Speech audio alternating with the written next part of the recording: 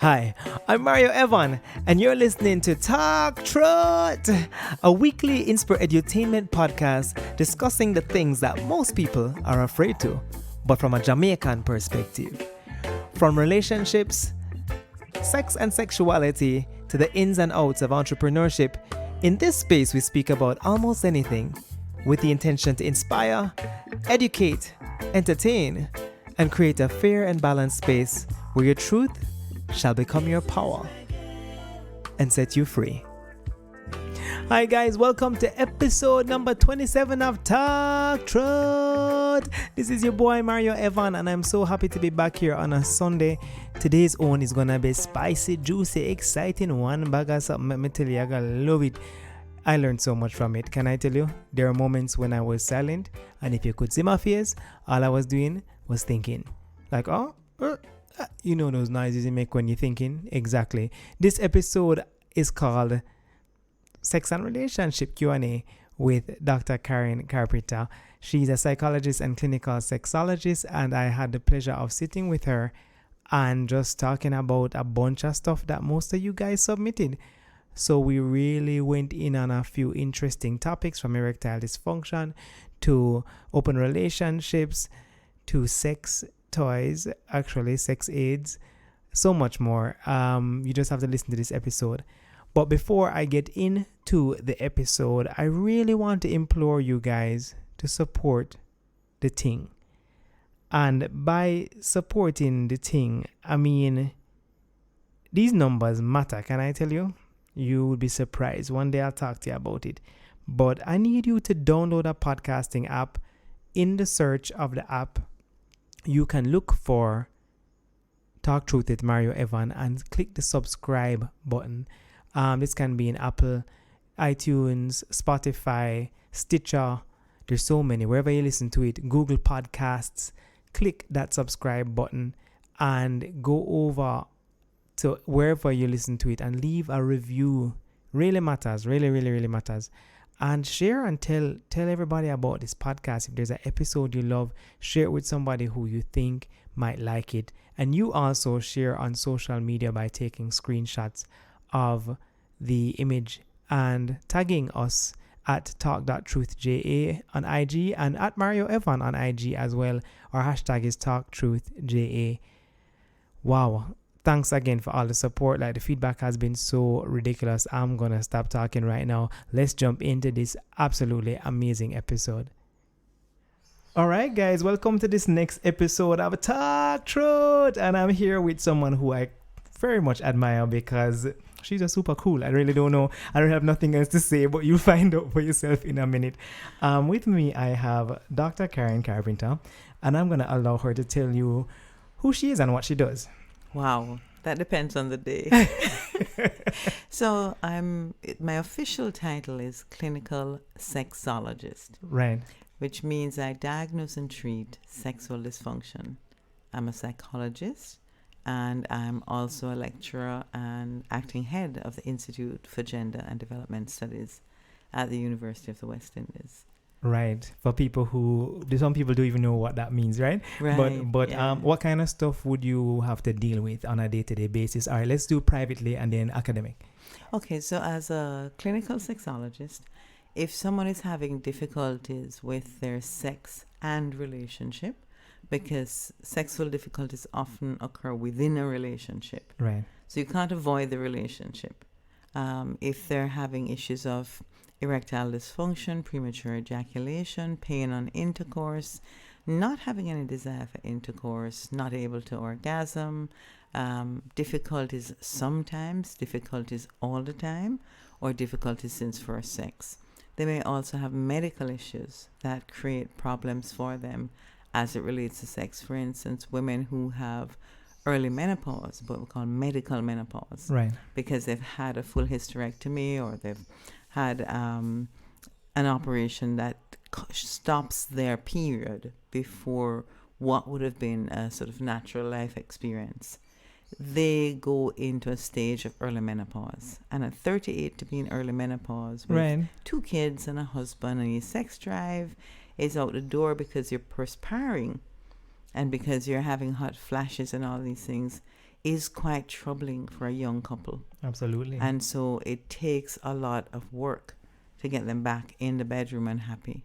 And then, of course, we have the people who have and we have a large number of women with endometriosis in Jamaica, which is blood leaving the womb and actually adhering, sticking to other different areas. organs in the body. Mm-hmm. And just the thought of that can make you understand that that's a painful thing. So even when women have had the necessary operation and they are in their recovery phase, they've had their 6-week examination, sometimes the sex doesn't resume because they've associated sex with pain. Right. So although they no longer have the medical, physiological cause for the pain, their mental pain is still there. And they tend to reject the partner. And they experience what we call memory sites. So they remember what it was like to feel the pain and they begin tensing up. Right. And the pain is still there. And you can imagine how frustrating that is for both the woman and the partner who has been waiting on that operation for sex to resume. Right. Lots of things that people need to go through to and of course we have the trauma. People who are recovering from trauma. People who've been sexually molested, people who have been raped, people who have been forced, gender-based violence. We have those as well. So it's pretty extensive. Extremely extensive because sex is at the center of everything. Sex is at the center. Sex turns the world. I had a friend who said that music is sex. And he was a musician, but that was his interpretation, that music is sex. Well, I don't think there's an era for our lives that sex doesn't touch on. Right. Because, frankly, sex is what keeps us alive on the planet. Without it, we don't reproduce, we don't stay on the planet. Yeah. So it's a critical part of our lives, and it therefore is infused into music, into art, into language, into all the areas of our life. Right. How did you get here and why? Oh, dear. I know that. Or I should say, why sexology? And then can paint a picture of some of what you need to study to get here. Oh, my goodness. You need to study a lot to be a psychologist or a psychiatrist. So any of the medical and paramedical professions, you have to keep studying. But I was teaching developmental psychology for about 10 years. Mm-hmm. And that was my specialization. So from birth to death, how the human body, mind, and spirit changes. That's how I describe developmental psychology in very easy ways. So once you're doing developmental psychology, you're very aware that we begin as sexual beings and we end as sexual beings. But somewhere along the way, we become ashamed of being sexual beings. Right. And we begin to develop all sorts of psychoses. As I was teaching developmental psych and I was teaching counseling courses at the university, students would come to me and tell me about their own trauma, sexual trauma. And in the space of less than one academic year, I had 9 people come to me one year to tell me about their particular rape, coercion, abuse, etc. And I thought, well, I'm not trained in this area. It's an area that clearly people feel that I can assist them with. Mm-hmm. And it's something that I enjoy doing. And it's also research worthy. Because I was a research psychologist. I didn't want to sit in front of anybody and listen to their stories. Right. Give me my books. Give me my pointed head. Give me my numbers. And look where you ended up. Exactly. And so I always said I just want to do research psychology. I want to be behind the scenes. I don't want to be talking to people. But yeah, so having experienced the degree of trauma that was out there with adults and having also been in early childhood at one point, which is what propelled me into developmental, I realized that where we start out as happy, whole human beings, very unconscious of our sexual differences, very unconscious of any shame around sex. Right. As kids, they're just so happy. You show me yours, I show you mine. That's and curiosity, right? Yeah, and mm-hmm. there's nothing sleazy or creepy about it. And then we get to be adults who are absolutely afraid of our partners. And I needed to find out why, what changes. Right. As a researcher, I wanted to know what is it that changes between childhood and adulthood that makes us so scared of sex, hate it so much, say so many bad things about it, and have such bad experiences. And I'm sure there's no one answer to that. That's a whole nother, that's a book and a podcast. Yeah. That's a study of sexology. What happens? That's super interesting. Are there any other clinical sexologists in Jamaica right now? There's at least one other clinical sexologist, and she was actually my understudy. Okay. And I encouraged her to go and take the course. I was very happy that she went into the course. I think there's room for her to be doing a lot more, and I think there's room for others to come up if you have the patience to go through the continuous re-education every year. And that's where most people fall down, because having received your certification, you can't just stop there. You must get your continuing medical education units every single year, and you must keep your professional practice up. Right, because I'm sure it changes rapidly, yeah? It changes rapidly, and it's an area of discovery. There's a lot of discovery. So there's a need to attend conferences. You have to stay in touch with a professional community of scholars in the area, and to read the research in the area. Because even things like, I want to say, erection enhancing drugs, because I like to use terms that people can understand. Right. Even pills like Viagra, Levitra, Weekend, etc. Right, there's a ton of them. Yes, even those came out of other research. So we need to, as clinical sexologists, be up on the details of the clinical trials of things like that. Does it work for women? Has been a big question. And my instructor was on the clinical trials for women. So things like that. One of my instructors was with Masters and Johnson's. She's Masters and Johnson's trained, and so am I. So just being in the environment of other people who are professionally trained makes a big difference. You have to keep up on the research. Has becoming a clinical sexologist taken away from your previous psychology practice? And do you still have clients who come to you for the other things?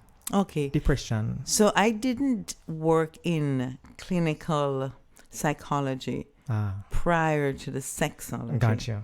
I was, as I say, a research psychologist. Developmental psychology was my interest. I wanted to know what changes in the human brain, body, spirit, soul, psychology as you go through life. And if it had not been for all the people who were coming to me with their problems about sex and sexuality, rape, violence, etc., I probably would not have ended up here. Yeah, you realized there was a need for it. There's a demand. There was clearly a need. There was clearly a demand. And it kind of selected me, because then I spent the next 7 years looking for an accredited program. 7 years. Yeah. So I completed a doctorate while I was looking. And I was clear that I was not going to spend my money unless it was going to give me an international certification that I could hold up and say, yes, I'm proud of holding this. Right. So I did look at a number of courses that proved not to be solid. Yeah. And then found one that was Florida board certified. And having found that course, I investigated them, visited them, etc., and signed up there, and then ended up teaching with them. Okay. So, and I've had a long association with the people I trained with. So the journey has really taken you through so many different phases. Yes, it's like like the developmental psychology. Exactly.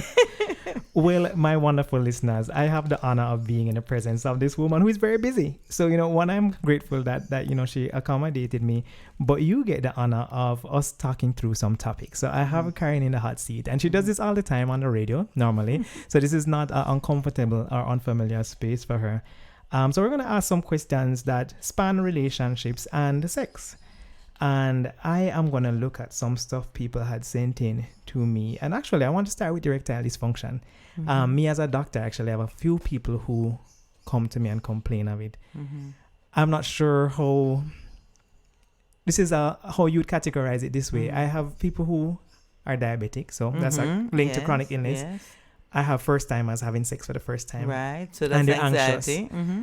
And then I have some who are middle-aged, like kind of around 40s. Yes. And they don't have any illnesses, but they're picking up that things aren't like 21. Okay. Walk me through some of those phases and like what could be happening. As you said, all right, so let's start with the young guy. You said... Yeah, and I was going to say, actually, most of the clients who have erectile dysfunction that I see are young. Mm-hmm. Oh, what do you call young? Under? I would say in the ages sort of 24, 25, up to 34, 35. Okay, yeah, that's young. So that's my population for erectile dysfunction and for premature ejaculation.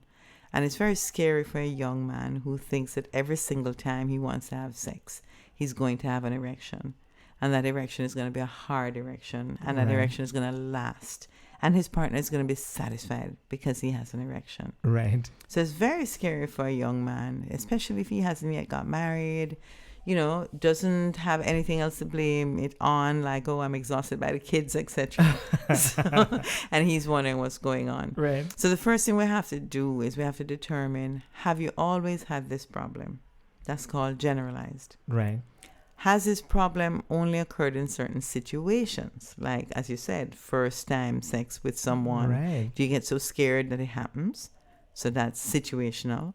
Or is it that you are fine with one partner, but with another partner, it's not working? Right, which may be an attraction thing. That would be partner specific. Mm-hmm. And it could even be that you're attracted to the partner, but there's resentment in the relationship. The penis hates resentment. It cannot function in the face of resentment. You know, this is true.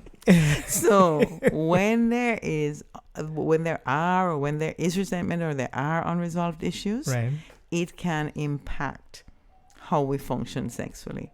Women know that if we're upset, we may not lubricate as well as if we're happy to be with a partner. Right. And although I warn men that wetness is not a sign of horniness, right. it doesn't matter whether the woman is very wet or a little bit wet. It's a physiological response. It will happen. It will happen. So you don't actually think women get more wet if they're more turned on? No, absolutely not. I think women who get wet more get wet more. So they're just women who produce more secretions, and that's it. There are women who produce more secretions. And women who produce maybe less. Less secretions. And also, the woman who produces more secretions, it's very easy for her partner to believe she's horny. Yeah. She just produces more secretions. So she's not feeling as turned on as you think. Right. And you want from her something that she can't deliver right now because her body's doing what it does. Right. It's responding to sex, to contact. Yeah. She's not telling her body, produce more or produce less. Men is not that deep. Well, that's all right. So that's ED in the young man. I wanted to just add into that. Isn't that sometimes compounded now? The anxiety is compounded by the expectation of the woman. And, you know, a lot of times you'll hear, if you can't stand up, that the problem is what's wrong with me. Is I find the woman go, what's wrong with her? That's the beginning. Then I find the next thing is what's wrong with him. Yes. So absolutely those two things play a part. What I think is useful is sending them to someone like yourself, Mario. Mm-hmm. I believe in having early intervention. I believe in giving them the help they need. Right. With all of the drugs that we just mentioned, the weekend, etc. Some of the urologists will give them a low dose. Yes, that's what we do. We send them to the urologist, make sure it's not organic. We ask them to do a couple of things, or their GP. Mm-hmm. We ask them to do a couple of things at home to make sure they're having their morning erection. Yes? Right. That's so we know it's functioning right. That's a healthy penis. Mm-hmm. And we're happy for that. And then if we're not getting the kind of morning erection that we think ought to be happening, and we've done all the basic stuff, the urologist now is going to tell us if there's an organic problem that we need to deal with. Right. And in the meantime, we want some happy sex. Right. And you counsel them and encourage them. So we add that little booster. Mm-hmm. And in psychology, we always want to withdraw medication as quickly as possible. We call extinguishing. Yes. But sometimes other clinicians will keep you on medication. It is not our interest to keep you on it, especially if organically there's no problem. Your body has no problem. Right. We want to train the penis back to a happy place. And they remove the medication. And we remove the medication little by little as we get you back to that happy place. Right. Because you have to recognize that this can happen again. Yeah. And we don't want you dependent on medication. Not if you have a perfectly healthy penis. All right, I'm going to leave the chronic illnesses one out because most times I guess that's the nerves not working as well as they can. Right. So you get some dysfunction. The medication might help. The middle-aged man. Mm-hmm. how would you say is the natural decline of desire for sex in middle age? Or are there some men who are still, are there some men hitting it still like 21 all the way till 50? Well, no one hits it like 21. And I wouldn't want a man hitting it like 21 at 40 or 50. Right. I would think that he has a little bit more finesse. Yeah. By 40 or 50. And I shouldn't be so vague with the hitting. Hitting it in terms of frequency. Right. I know. So we tend to, when we're young, because the machinery is new and we're testing it out. Mm-hmm. You got your first Ferrari. You're going to drive down the road every single day, revving it up, no matter how short the road is, right? Right. But now when you're 40 or 50, you realize that you can get some of the work out of perhaps not a Ferrari. Right. You can make another car run like a Ferrari. Right. So I'm hoping that as we get older, we're learning expertise and skill and the kind of technician type of stuff that will give both us and our partner more joy. Yeah. I find that men are declining, in my experience, later than the textbooks tell us. Mm-hmm. But also, men are... All right, let me give you another example. A lot of my female clients will say to me, oh, he's not romantic. He doesn't do anything. He doesn't do it. And my first question to them is, are you romantic? What romantic thing have you done for your partner recently? Why do you think romance is a receptive thing? So let's go back to the penis now. That late middle-aged man who's coming into his 60s, when he's not experiencing the desire and the urge and the frequency, and he thinks that, oh, you know, he's getting bored with a partner, I often ask him, what sexy thing have you done lately? Right. What does your underwear look like? Right. How have you inspired this moment? How have you got yourself in gear for a sexy afternoon? Right. Are you sharing Victoria's Secret? But do you even have any Calvin Kleins?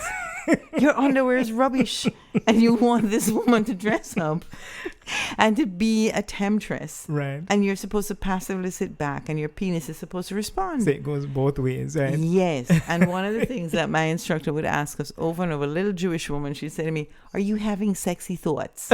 What are your sexy thoughts? So that is what I ask them. What are you really thinking about when you approach your partner? I love her accent. Yeah. I figure she lived in New York at some point. She's a New Yorker who moved to Florida. Exactly. Sexy thoughts. Thoughts. So I do ask the men, what are you doing for yourself to make yourself sexy? Are you doing your manicures? Are you doing your pedicures? Are you keeping your body lean? Are you eating well? Are you exercising? Right. It's the first thing I ask them. How much exercise do you get in a week? Oh, well, let me tell you here. Oh, well, you know know, say them not going anywhere, right? Mm-hmm. So I want to know you oxygenating that blood, that you're keeping that circulation going, that you're doing all the things that can make you sexy. Then we can talk about organic things. Always comes back to self again, eh? Yes, to self-care and love, eh? we are bored because we are boring. I've never met a bored person who wasn't boring. Yes? I don't know what it is to be bored. I'm rarely bored. I don't know. Okay, and I'm not, we're not being cocky. We're just saying. No, I'm just saying. If you're constantly bored, you yourself are boring. You're waiting on the world to entertain you. Right. The world is not here to entertain you. You have to go find it. Yes. So I always encourage the men to get a new wardrobe, and I will get somebody who's a coach who will take them and do the wardrobe change, dress them up different, make them look fresher, get the haircut. Right, so you can build that new confidence again. Feel sexy. Yeah.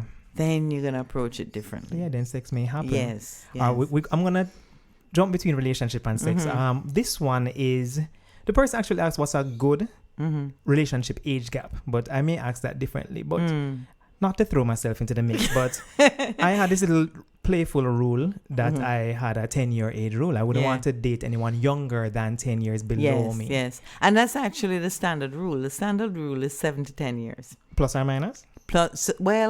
Depends on what you want. Yes. And it depends on when that 7 to 10 years takes place.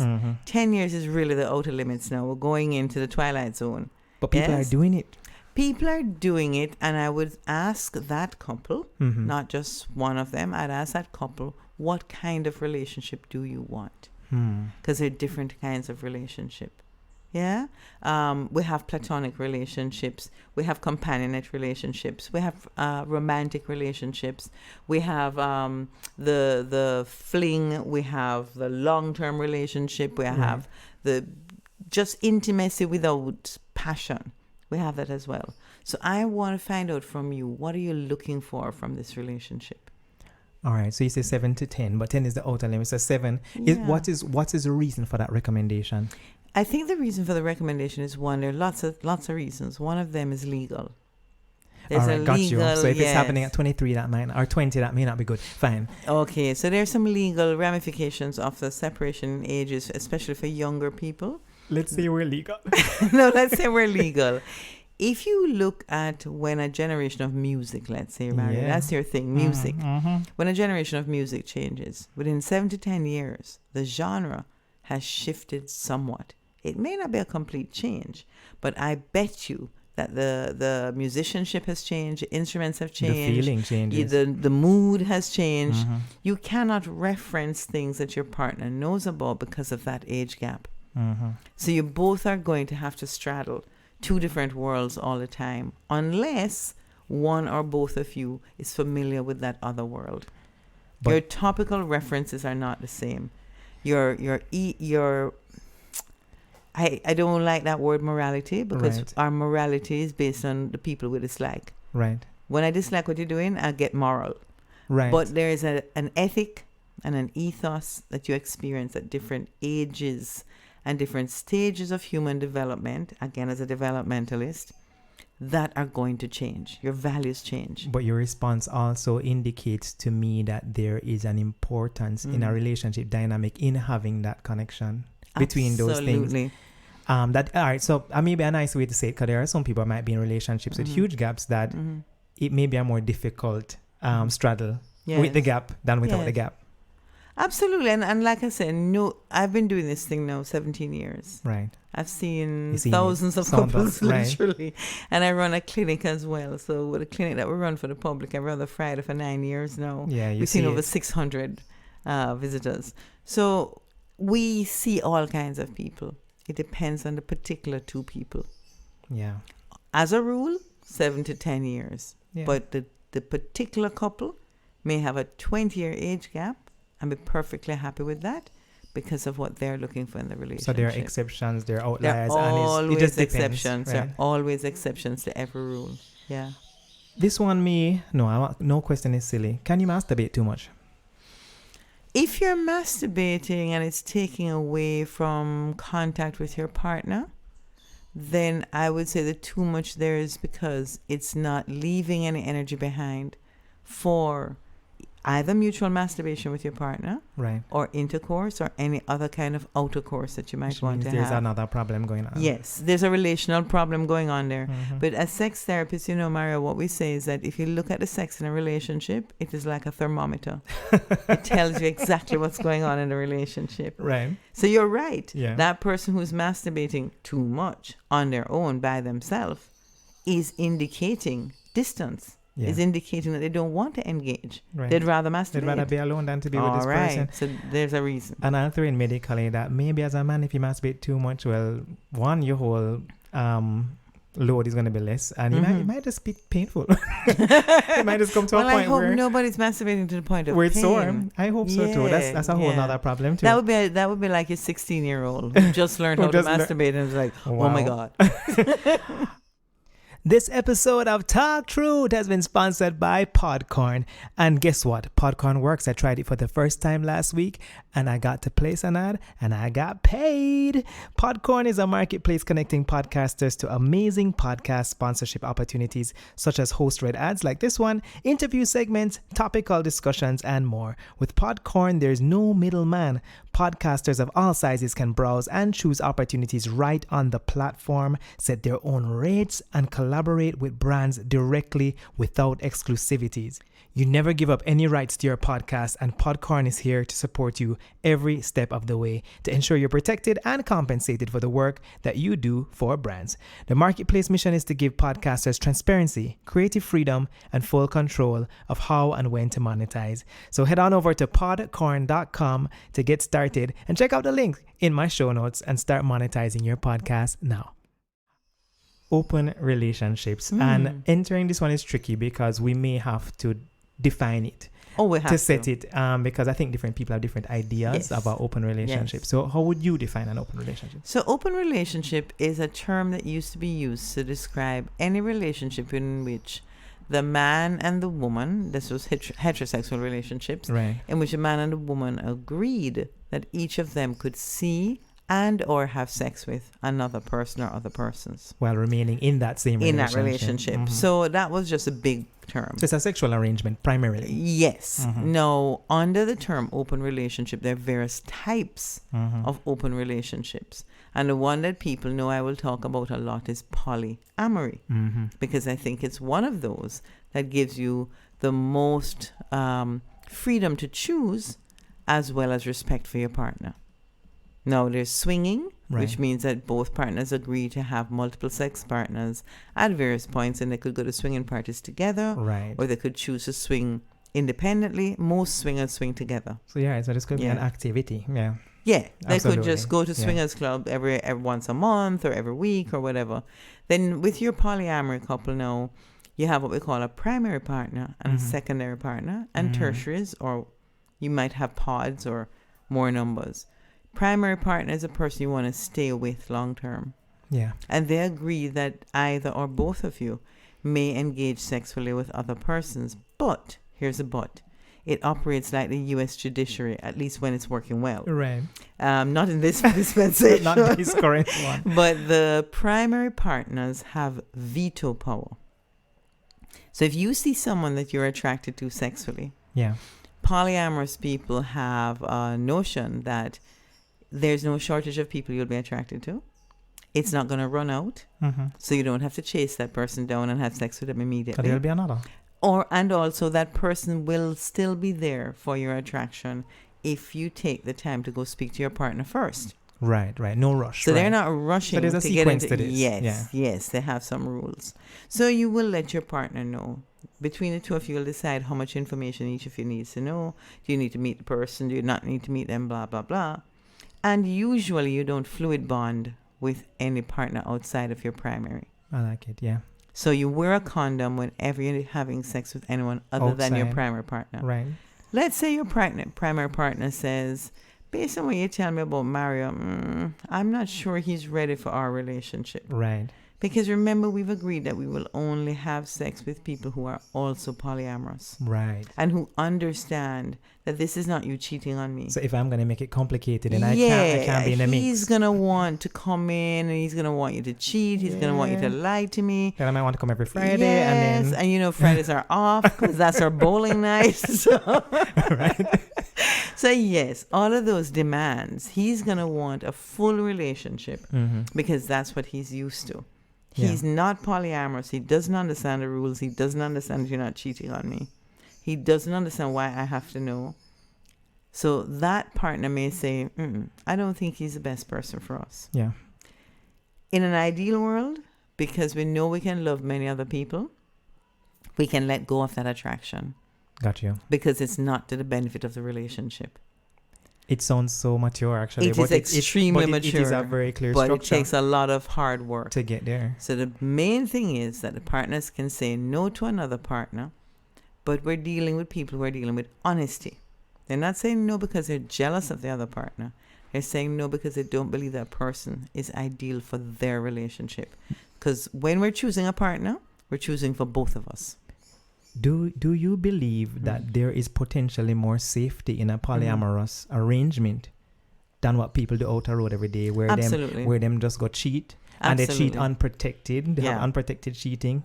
This is actually a more transparent existence. Is, and I would say that we have many polyamorous relationships in Jamaica, particularly as we look at baby mother, baby father relationships, where women are aware of who the other women are. The challenge is that because we are encouraged to lie, and we really are encouraged to lie, you know, we will also in those polyamorous relationships not use a condom. And I'm a big advocate of condom use, even within committed relationships. Yeah. Because there's so many marvelous condoms to be used and to be tried, and they're so fantastic. So that concerns me, that we're not protecting each other and protecting ourselves. But yes, polyamorous relationships on the whole can potentially be safer. Tend to be very health conscious. Right. tend to want to know Right. before I jump into bed with you, I'm very attracted to you, but have you had an AIDS test? Yeah. Open, And when was the transparent, and yes, it's based on complete openness. which goes against a lot Yeah. of what people do in their Or what life. people do. So, you know, in your regular relationship that's supposed to be monogamous, people pride themselves on jealousy. Mm-hmm. Oh, if he's not jealous of me, he doesn't really love me. Oh, she's so jealous of me, that means she really loves me. Right? Polyamory rejects that. And the word they use is compersion. Compersion. So that word means I take joy in your joy. Yeah. Instead of compassion, compersion. So when my partner goes out with someone else and enjoys it and is able to come home to me happy and show me respect, love, and honesty, and I don't need the details of what they did, because sex is sex is sex. We know what sex is. Right. But they're able to say, yes, I had a great date tonight with Julie. That experience of the joy, sharing that joy with your partner, Is where the is joy called is. compersion. Compersion. Interesting. I noticed you Yeah. stated definition was for heterosexuals. What are the rules different for same-sex relationships? No, as polyamory is the same no matter which sexual orientation, and you have people who are also bisexual, non-binary, gender fluid, and have a fluid sexual orientation and are in pods. Right. So once it's more than 2, 3, we call it a pod. So 4 pod. people together Is a pod. is a pod. Yeah. Yes, and you have pods of all kinds of Quad sizes. pod. Yes. Well, since you went there, that actually is on the list. Sexual fluidity. What's your take on it? Oprah was one of the first persons I heard mention it in my life. I feel, based on my experience, a lot of Jamaicans are very black and white about sexuality. You're either heterosexual or not. In my experience, but in your experience, I'm sure you see a lot more. Do you believe there is a spectrum and that people fall in different places on the spectrum? Yeah, well, I have a 2011 academic article, that was written with Matthew Mackenzie, my then research assistant, and a very brilliant young man. Yeah. And it's called Love on a Continuum. But that article is about love on a continuum for people who were same-sex attracted. So it didn't even include heterosexuals. Right. What was the continuum? And, yeah. So what we were looking at, I had started the work earlier with women who have sex with women. I interviewed them and asked them to tell me what their labels were. And I discovered that there were 7 labels I was working with, from lesbian to heterosexual. And along that were 7 different labels: lipstick, lesbian, Right. femme, Right. butch, soft femme, etc. Right? Trapped lesbian, And etc. everybody comes with their own presentation, right? And they gave me the labels. I didn't put a label on anybody. And each one gave me another person to speak to who was in the same category. So when I'd finished, I ended up with a continuum Right. of sexual orientation within same-sex attracted women. Matthew Mackenzie came along as my assistant and said, I want to do the same thing with men. And he went ahead and did it. So between both of us, we came up with categories, 7 categories each, of how within the community people label each other and themselves.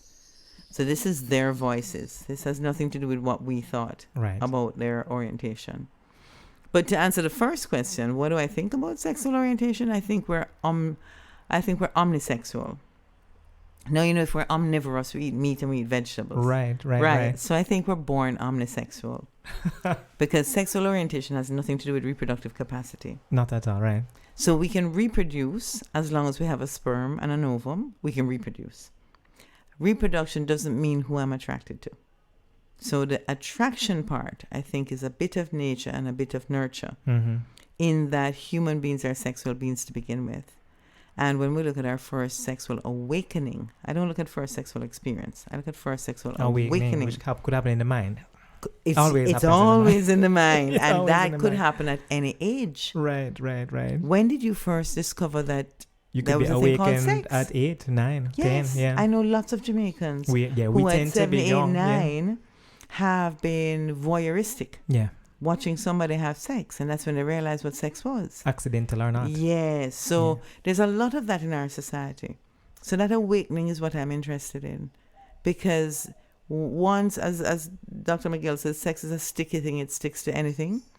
Once we have that classical conditioning of you becoming aroused by watching someone else have sex and you don't even know that you're being aroused. We now have a classical conditioning case. And if you keep repeating that incident, if you keep going and peeping through that keyhole, etc., you are going to become cemented in that arousal. That's going to become a schema for you. Right. And you're going to return to that schema for arousal. So once I know what awakened you, I know what your schemata is for sexual arousal. Right. Interesting. Yeah. Interesting stuff. Boy, you say I'm not going to keep you all day because you know that you're so interesting to me. I could talk to you all day. And this is probably happens to you all the time. How do you get people to not talk to you? Because they want to talk to you about sex all the time. You're like boundaries, right? That's a whole nother podcast. That's me. That's boundaries. Yeah, that's me. I'm all boundaries. That's my word. Yeah. I had a few questions that fell into this realm. And what this realm is really... I just created a category of introducing things into relationships. So here's some of the situations. A straight man discovers that he has a pleasure zone in the anal area. The anus is a pleasure zone. How does he enter that conversation with his female partner? And he's heterosexual. Okay, so he wants to continue to be stimulated in that way. He would like to, yeah. All right, so first he has to get over his phobia, his fear, that any kind of anal stimulation on his part, pleasure, etc., may mean that he's gay. I love that because the question almost implies that the woman would have the problem, but it's actually no. He will first have a problem. Right. That's my experience. Mm-hmm. And once we can talk about pleasure zones on the body, and I can show him the you will know it, Mario. Yeah, like that, the nerves, that man, the nerves. Yes, nerves with all of the nerve centers and engorged according to where we experience pleasure. Right. And I can show him anatomically. That they're more because I love anatomical drawings. Isn't it? Right. Yes. It's factual. That this is what the biology of human beings nipples, is. The clitoris, the penis, right. And if we can look at biologically the tissue in the area, right, where the pleasure zone begins and ends, so you understand it's the sphincter muscles and it doesn't go beyond that, that's just a cavern after that, then you begin to understand that rimming, which is what it's called, right, pleasure around the anus, whether it's using your tongue or other, that's called rimming. Right. Right? Then you begin to understand that anal pleasure doesn't mean anal penetration. And it also removes the cultural aspect. And you have anatomy, facts. Just biology. Pure this biology. Is the biology. And both men and women experience the same thing. Then if he's having challenges with introducing it to his female partner, I would suggest they come in together and we do some body mapping. Then that would be a great thing to come to a therapist for. Absolutely. Because you have that third outside external person to kind of balance it out. Absolutely. To make the woman also feel like he's not gay too. Yes. And she's going to be concerned. How long have you known this? Right. Why do you want to do it now? Me? What is this new thing? Where did you experience it recently? Because that's what she's thinking. And he probably always wanted to try it. Okay. So I would want to speak to her by herself as well for a little bit at a time. Yes. To find out what her views, feelings, and there's a hygiene issue. Yes, with the anus. Absolutely. So that's going to come up as well. And then we're going to talk together about, well, let's deal with the practical issues first. Right. If we're going to try to make this work, this is what needs to happen. Let's deal with the practical stuff. Hygiene is number one. Yeah. That's my number one thing. How are we going to be hygienic about this? Number two, what is the boundary, as you say, Mario? Where are we going to stop? When is enough enough? And then he's going to have to declare what he may think he likes, and they may require some exploration. Say what she's comfortable doing. She's comfortable with. And I'm going to introduce either dental dams, or I'm going to introduce a kind of condom that's thin enough that can go in the mouth, or something to protect the mouth if that's what we're using, or we're going to use some finger dams or gloves or any other type of thing that will bring arousal without the hygiene problem. Oh boy, don't we admire couples that can actually have these conversations without coming to you, even though I'm sure you would love to help them. But I mean, I think at the start, the thought in my head while I smiled was, it's great if you meet someone who you don't have to dilly-dally around. How are we going to do these things? Yes. And it's not an issue, but society doesn't have it that way. Life doesn't have it that way. It just doesn't work that way. And we're going to use a lot of lubricant as well, not because we're going to penetrate, but because lubricant will assist with the sensation and increase the pleasure. And that female may well be wondering, oh my God, if I do this, is he going to want to go further? Yep. So that's a real issue that I have to talk about. All right. I feel like these other things have the same principle. Role playing, sex toys, fetishes, I feel like it's still like introducing something new into a relationship. Even though I know those are also very specific things. I would say where it comes to sex toys, because I don't use the word toy, I use sex aids. Because toys are for children. And when they're designed, as you and I know, they come out of gynecology and urology and regular medical practices, and then they enter the sex toy world as a gadget. Yeah. Most people think of a vibrator and a dildo when they think of that. Right, those are the only two things that exist. I don't recommend dildos for a young couple who's having problems with intercourse. Mm-hmm. And if they're going to introduce it, I want them to introduce it after we've had a chance to become familiar with the joys of the penis. Yeah, because you don't want to replace the penis. Yeah. I'm not trying to find a replacement. Or substitute. And I'm going to ask that when they select that dildo, that they do it together. Yeah. Not the woman go and get a dildo that looks nothing like her partner. My ego would probably tell her to get a little one. Okay. I get a little one, car. Well, actually, I find that the male clients, they are very generous in allowing the woman what will pleasure her if they have a say in it. Right. They get to help to decide, right? They get to help to decide, and they get to learn to operate it, and they get to learn all the tricks of the trade of using a dildo, because a dildo is not just something you insert. Depending on the dildo that you get, we can get lots of different pleasure. Some vibrate, some don't. And you can also make some vibrate, and some can stick on the wall. There are all kinds of ways. Some of them have this fantastic flesh-like substance that we use now, not a rubbery, gummy one that was also nice. So it feels really real. Let me tell you, it's exquisite. Exquisite. So, yes. The counter to this question is, are there any times when these things present and they do tie into real issues or pathology that do lead to this relationship really separating? Like, what if this man is gay? What if there is some other underlying thing that is actually being unearthed right now that needs to and you have to help them navigate that. So what about that side? Mara, the thing is that life is always full of surprises. Ooh. And as much as we'd like to think that our partners are here to stay, the truth is they're here for the day. We don't know when or how a relationship will change or end. Yeah. And yes, it could well be that this person has suppressed some same-sex attraction. I found many clients who are same-sex attracted but not willing to act out sexually. They're repulsed by the notion of acting out sexually. It suddenly makes them gay if they act out sexually. But it goes beyond curiosity, because of course we have gay curious. But I have clients who go beyond curious to experiencing a thrill and a pleasure and a rush in the presence. It's a kind of infatuation. But if you mention anything sexual, they are going to shut down. Yeah. So there are degrees, as you know, of each of these things. Yeah. And there's no way of knowing. I can't tell you. Yeah. The person has to say that to me for me to know. Mm-hmm. Let's tackle dating. How do you feel about dating in Jamaica? I brought this up in my last podcast. I had a young lady speak about being single. Mm-hmm. She was single for 10 years, spent a bunch of years recovering from the breakup. So I told her, I subtract those years, because those years are rebuilding years to me. Yes. Anyway, she's opening up again. But we spoke about dating in a small island, dating in a place where you don't even have to really meet somebody to date them, because I can ask a friend, because the friend knows the friend. Yeah. How you feel about that? Well, yes, it's a small island and we have little cliques. Yeah. And we have little social groups that grew up together, who went to Woolman's together, or went to prep school together, or basic school. Or first of all, that's the one that I asked them to dismiss. Yeah. Do not tell me that you went to basic school together. I'm not interested. Do not tell me how many years you've known this person. You do not know them. You know a platonic friend. Right. The minute you enter into a romantic relationship, sex changes everything. Yeah, it's a different person. Totally different relationship.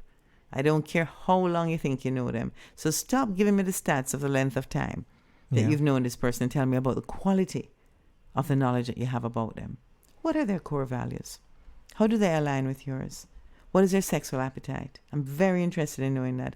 And along with the sexual appetite, and there are 3 things I look for, but that's a whole clinical diagnosis. Right.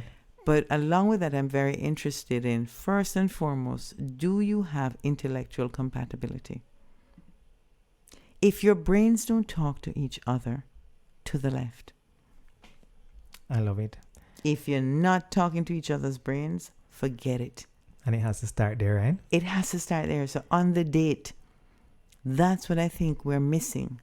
We're so busy with our impression management, right? Trying to create the right impression. Right. Women particularly. Yeah. Women don't listen. A man tells you everything you need to know about him in the first 2 weeks of knowing him.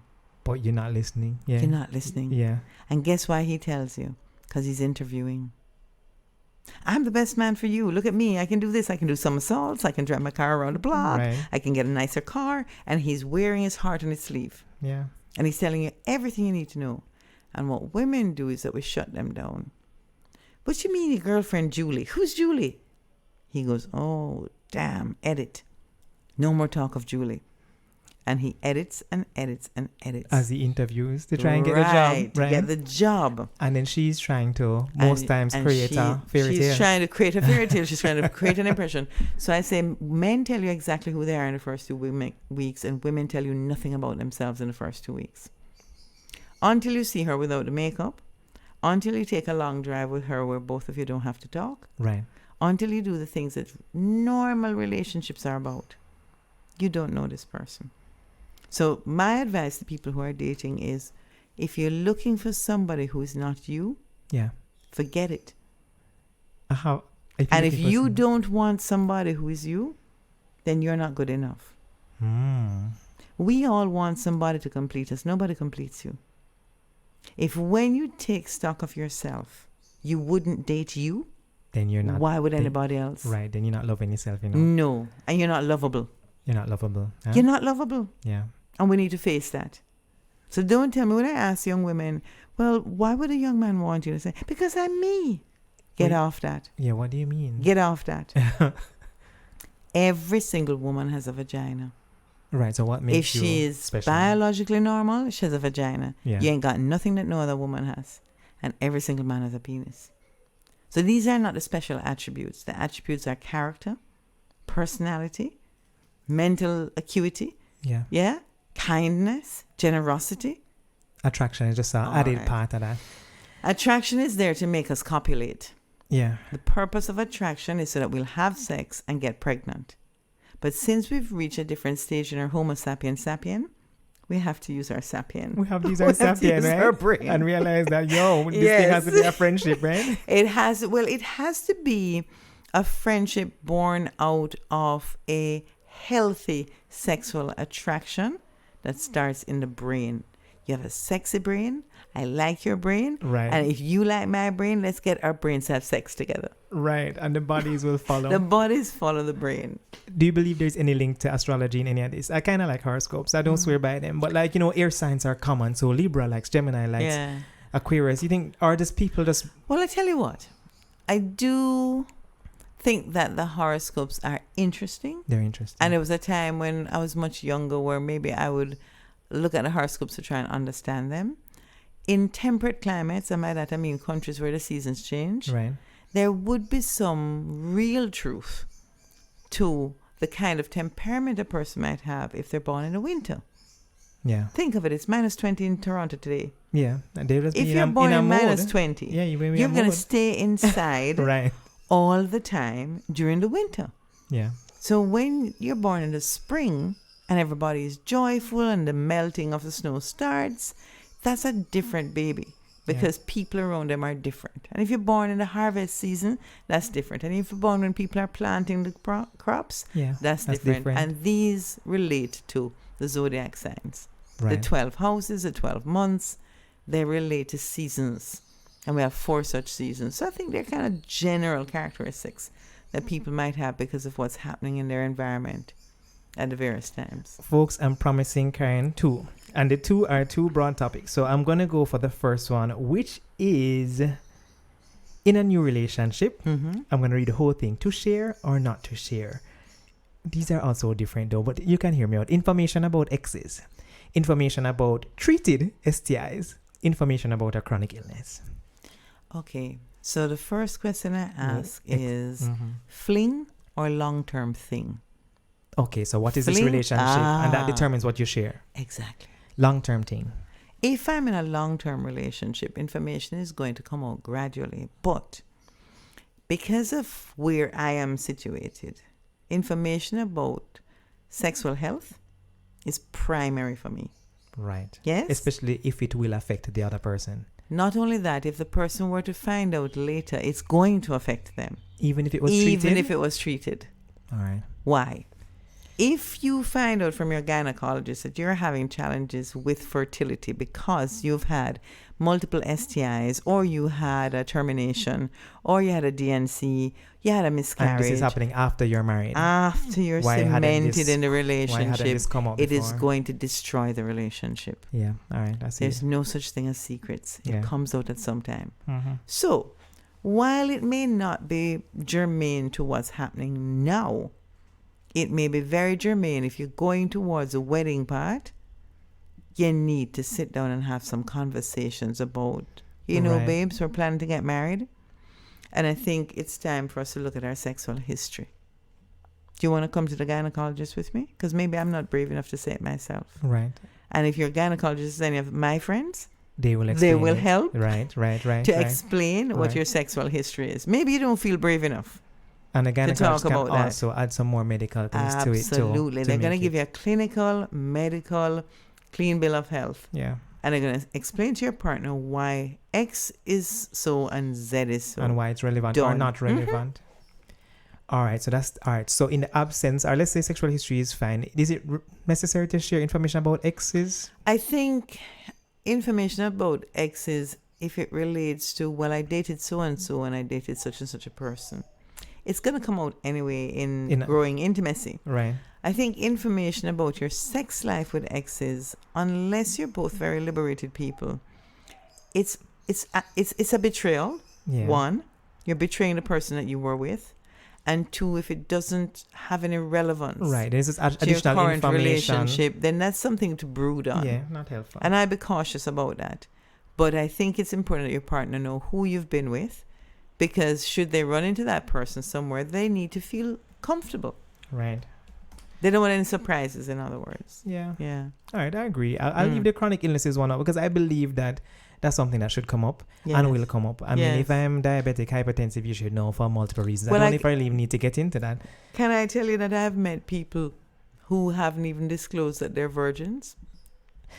I've met men. That's tricky. Who get into a marriage and don't disclose that they're virgins. That's tricky. That's more than tricky. I don't know That's about a that. lifetime betrayal. Yeah, I don't know about that. So when the ineptitude takes place is when the partner starts saying, but if you have experience, you told me you had dated two other girls. Why are you doing this?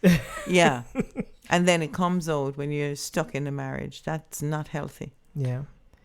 The last one I wanted to throw at you, Gary Chapman spoke about love languages. Oh, yes. 5 love languages. Do you believe in the whole love language thing? And I believe some people break it down into how you show love and how you receive love. Like I like words of affirmation. I find that if I have a birthday party, I want my friends to give speeches because I like to hear. I want to hear them tell me how awesome I am. I do because you don't hear it every day, and for some reason it gives me more motivation. But yet I don't care about a gift, so gifts falls low for me. Okay. And touch strangely is sometimes low in a general kind of let me touch you. Yeah. I don't care for it. Yeah. So I know this. Do you think it's important? Do I think it's important? I think that we spend so little time trying to know our partners that it's important for that reason. It's one more thing to know about your partner. Yeah. We have this nasty habit of saying, oh, I know Mario. I know Karen. I hate when couples do that. Yeah. If you say that to me, then I know you're not paying attention. You do not know your partner. You know some aspects of them. And somebody else knows other aspects of them. So I think it's important to pay attention. Yeah. And for that reason, I'd say, look at what your partner is doing for you. That's their love language. Yeah. All of us do for the other person what we like best. Yes, absolutely. You do what you like. But the other person may not like it at all. Exactly. So look at what your partner is doing for you all the time. And that's communication. Boy, babe, I took the car and I detailed it. Boy, I put on some rims, and you're like, rims? Why? Why don't you just buy me a diamond? But they like a clean car, you like a diamond. They do acts of service. Acts of service, right? That's an acts of service. And you person. like a gift, right? And you keep bringing home little gifts for them. Oh, I saw this and I thought of you. I brought you a shirt. And they don't care. And they don't reciprocate. And you're like, this man doesn't love me. Yeah. So yes, I think it's important from that Pay point attention. of view. Pay attention. Which leads me to the wrapping up, which is let's just give people some tips on relationships and sex. General little tidbits that they can do to stay healthy in relationships and sexually. Well, the first one where it comes to relationships is to reiterate, to say again what I said before. Opposites do not attract. I'm going to say it again. Opposites do not attract. Human beings are not magnets. We are attracted to people who are most like us. Because if we like ourselves, we like people who are like us. So if you have a healthy self-esteem, you're attracted to someone who's like you. Now, you don't need a clone, but if you're attracted to someone because they're the opposite of who you are, that is called a novelty effect. It's a newness. It's not going to last. It's not. What you found really cute in the first 2 weeks is going to become super annoying. Which year? Give it 3 months and you're so annoyed with the person for doing what they do because it's so far from what you would do. I'm holding on to that tip. Yeah, title. Opposites do not attract. So be your best you to attract your best partner. Yeah. Stop saying what you want in another person and take that list and become the list you want. That's my best advice to people. And the rest will follow again. When you make the list of all the things you want in a partner, become that. Yeah. If you want a financially solid partner, become financially solid. Once you are your own best partner, you are going to attract marvelous people into your life. I believe that. But you can't attract the marvelous people with the rubbish that you are. So be your best self. All of us have faults. Right. All of us are flawed. Yeah? So that's my best advice to folks. Be your best self so that you can attract your best partner. And opposites do not attract. Wonderful. Dr. Karen Carpenter, where can people find you? And, well, you know what I mean. Yes. No, I was thinking I'm so easy to find. Right. Well, probably one of the best places to find me is on Facebook. Yeah. Dr. Karen Carpenter or Love and Sex. And certainly... And you're Karen with a K. Karen with a K, C for Carpenter, very simple. And my email address is karencarpenter@gmail.com. I am super transparent. You may get tons of emails after this. That's fine. Because my listeners don't play, you know. karencarpenter@gmail.com. Yeah. All right, wonderful. So Facebook and Love and Sex is the show. Love and Sex is the show. We're airing on Facebook at the moment because I'm taking a break from the very long radio programs. But every Tuesday at 9 o'clock, we have a video that goes up with our topic of the week. So you will be seeing the videos anyway of the topic of the week and hear some interesting discussions. A little bit shorter format because we're changing to a new format. Yeah. So this is our transition to that format. But we're going to keep giving you the good stuff.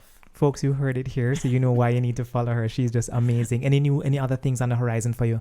When you see Karen Carpenter in the next 5 to 10 years, oh my goodness, is there gonna be a book? Is there already a book? Oh yes, there's a Love and Sex book which is on Amazon.com. We need to revise that book, update it now, and give you an audio to that book, which a lot of people are asking for. And you should read it, please. Yes, and I'm trying to think of the title for the next one because I think we really need exactly what you asked for, Mario, which is some straight up, honest dating and relationship advice. Right? Just straight up. I mean, left to me it would be called No Chaser.